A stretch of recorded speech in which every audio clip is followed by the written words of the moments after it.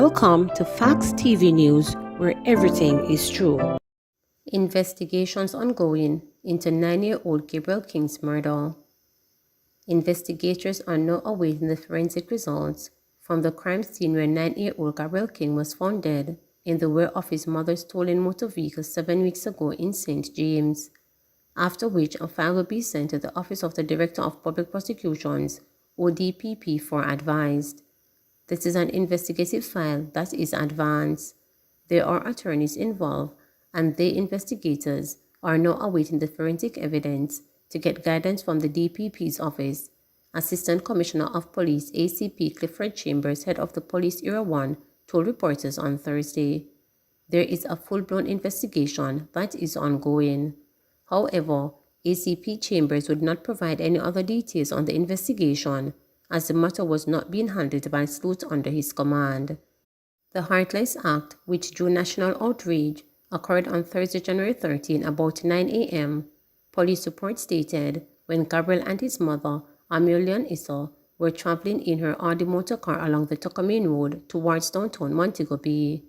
Reports are that she slowed to maneuver some potholes in the roadway when a man approached her vehicle, slammed her in the face, dragged her from the car, and drove off with her autistic child in the back seat. The police were alerted, and the vehicle was later found abandoned off the Fairfield Main Road with the child's body lying on the back seat of the car, his throat slashed.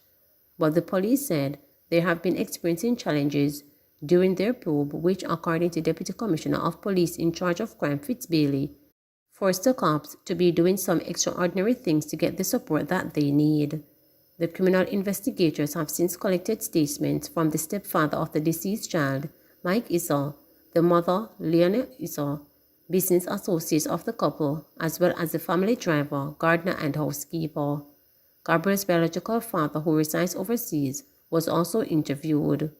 When contacted by a reporter, Mike declined to comment. Reporters understand that the young Gabriel's body was cremated on Friday, March 4. Robertson hailed for his service to country. Glowing tributes from both sides of the political aisles highlighted Thanksgiving service at the University Chapel of the West Indies Mona for the life of Dr. Paul Douglas Robertson, or Dr. Paul, as he was affectionately known throughout his many years of service to the Jamaican people and country as a senator, member of parliament, and minister of government under the People's National Party (PNP). Former Prime Minister P.J. Patterson recounted the early days of Robertson's recruitment into the political party and his subsequent devotion to the PNP and loyalty to his mentor, late Prime Minister Michael Manley. Robertson's service to people and country, Patterson declared, was characterized by integrity and honesty. There are a few who are born with national service in their bloodstream. Paul was one of them. He belonged to a family in which service to his country was the highest expression of responsibility citizenship, Patterson told the congregation. Meanwhile, another former Prime Minister, Bruce Golding, who was also leader of the Jamaica Labour Party (JLP), shed light on Robertson's teen years. Both of them having entered Jamaica College in 1963 to complete their sixth form studies. Golding was transferred from St. George's College, and his schoolmate from Oberlin High School in rural St. Andrew, where his father Cyril was principal and his mother Dorothy a teacher. One detail about Robinson stood out, which was that he was the only student who drove to school, not because he was rich, but because his parents lived on the school campus and the car which belonged to his father was available. It was also practical, since getting into the corporate area on time for school from rural St. Andrew was a nightmare. Golding recalled that Robertson did not indulge in the sporting activities beyond what was required of them during physical education, but was a vigorous reader who traveled around with books all the times. Even though their paths diverged in later years, as they each other went on fulfilling their respective roles in helping Jamaica to transition during the immediate period of post-independence Jamaica, the bonds of friendship established during those formative years never dimmed. Minister of National Security Dr. Horace Chang read the first lesson, and leader of the opposition Mark Golding read the second lesson. Trapped in the dark world of lottery scamming. After amassing significant wealth from defrauding unsuspecting North Americans For over a decade, Candice is desirous of ending her involvement in lottery scamming, but the lure of quick cash has kept her trapped in the fast lane. Candice was introduced to the game by her brother during her final year in high school. She had seen his life change overnight from living in a one-bedroom structure in their sugar-dependent community to owning his own home in a gated community in the neighboring parish without having a job. I left school because while it would prepare me for the future, I needed a way out, she told reporters. My now situation was hunger, discrimination, and the many distractions that come with living in the garrison. The lottery scam, or advance fee fraud, is estimated to illegally rake in over $300 million to the Jamaican economy annually and has been a source of embarrassment for successive governments and continues to be the main driver of commerce in townships like Candy's home community. Unlike other crimes in which residents cooperate with the police in their fight against criminality, many neighborhoods see the lottery scam as the answer to their harsh economic situation and encourage it. Targeting mainly the elderly or those with disposable income, particularly in the United States, the scammers telephone their victims and inform them that they have won a draw or lottery against with a majority prizes, but the cash or prize will not be released without upfront payment of fees or taxes. They then constantly pressure the victims to send more funds until all their resources are depleted. Most of the youths chop the line, make calls. It is the way of life for my community, but they waste their money flossing and showing off. My focus was about making my life and that of my family better, Candy said, lightening her struggle to walk away from the illicit trade to an ex-convict trying to reintegrate into society. But there comes a time when it changes you. There is a darkness inside, and no matter how much you get, there is still an emptiness. Not even the money makes you happy, she shared. It's like you are sentenced to life imprisonment because the more you get is the more you want, and if you don't stop, you can end up dead or in prison, but you continue. She netted $90,000 in the first 3 days of joining the illegal trade, and by the second week, she had collected nearly $500,000. Since then, she has purchased her home and invested in several money-making ventures while staying under the radar. Candice admits that most of her victims were elderly, born between 1930 and the 1950s, but she would not reveal how the identity and information on her victims were acquired. But a top lottery scam investigator told reporters that call centers have been the #1 feeder of information for the get-rich-quick scheme.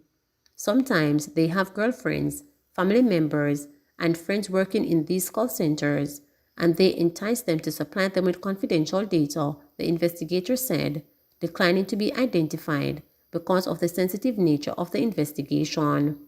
Through personal links, the scammers can get the information free of cost, but in most instances, they pay an exorbitant amount depending on how many names are on the list they are purchasing, the Lottery Scam Task Force member stated.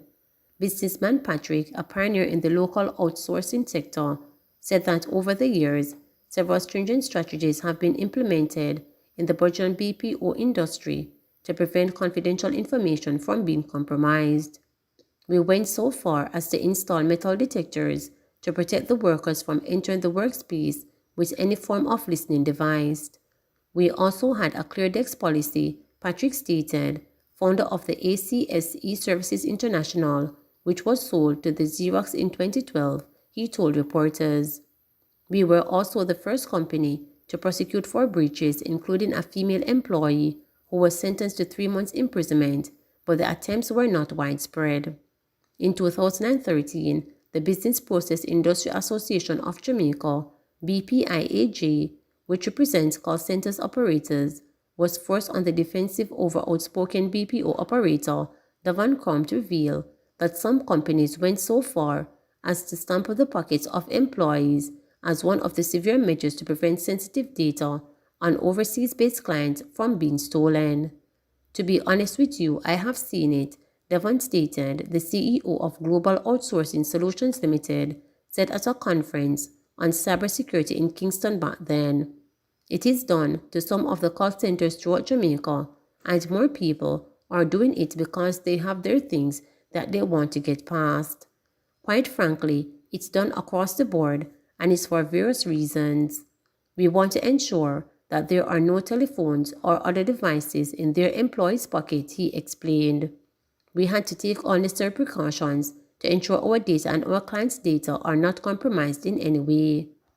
Casserly, who was appointed Special Ambassador for Information and Communication Technologies (ICT) under the Bruce Golding administration in 2011, is now expressing concern that the current work-from-home WFH regime established to mitigate the spread of COVID-19 puts the sector in a vulnerable position. However, Berardard, Senior Vice President and Head of the Caribbean and Latin America at international outsourcing firm, does not share Cassidy's concern. Berardard, who has a staff complement of approximately 5,500 agents, said vulnerability exists in the work from home across industries globally, but he is confident that technology and processes are available and able to safeguard against unauthorized access. There are multiple solutions already in place that completely eliminate the possibility of sharing identity information, said Biradar, who has over 2,400 employees working from home.